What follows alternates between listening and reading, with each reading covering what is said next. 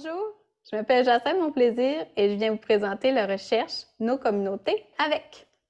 Parce qu'au-delà d'être assis un à côté de l'autre, la gouvernance partagée, ça peut être un réel casse-tête dans l'application.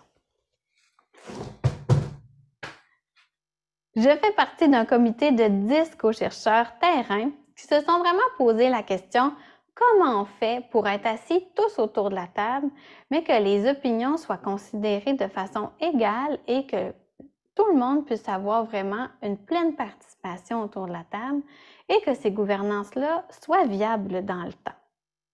En fait, le contexte dans lequel s'est déroulée notre recherche, c'est vraiment dans les concertations Alliance pour la solidarité et l'inclusion sociale, des concertations qui ont déployé à travers le Québec, où en 2019, un ajout du gouvernement a demandé l'implication des personnes premières concernées, donc des personnes qui vivaient la situation de pauvreté, dans tous les mécanismes de mise en œuvre de la concertation.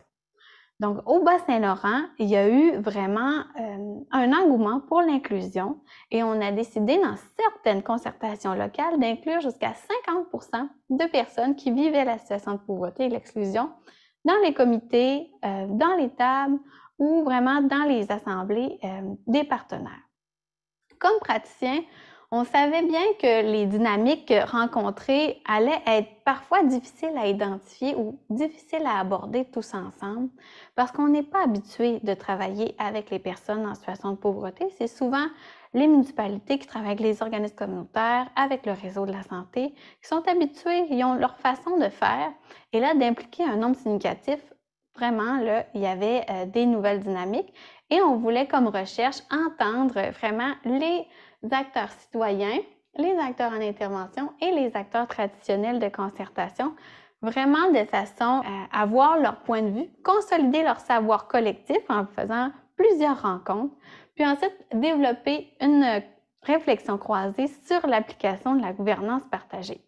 Comment ça se passe dans le milieu? Donc, on a eu le plaisir de faire des petites icônes sur différentes étapes clés du chemin de l'implantation de la gouvernance, dont, par exemple, ici, quand il y a une seule personne citoyenne autour de la table, comment ça se passe?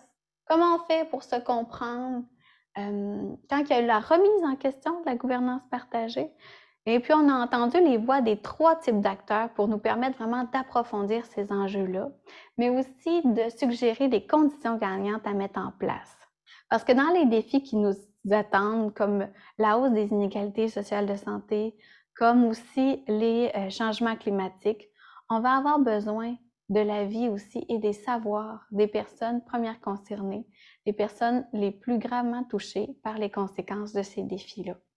Ces savoirs-là nous permettent souvent de mettre en place des solutions beaucoup plus adaptées aux besoins des personnes sur le terrain, des réalités vécues, et aussi nous permettent d'avoir des idées innovantes qui sortent de ce qui est pensé traditionnellement.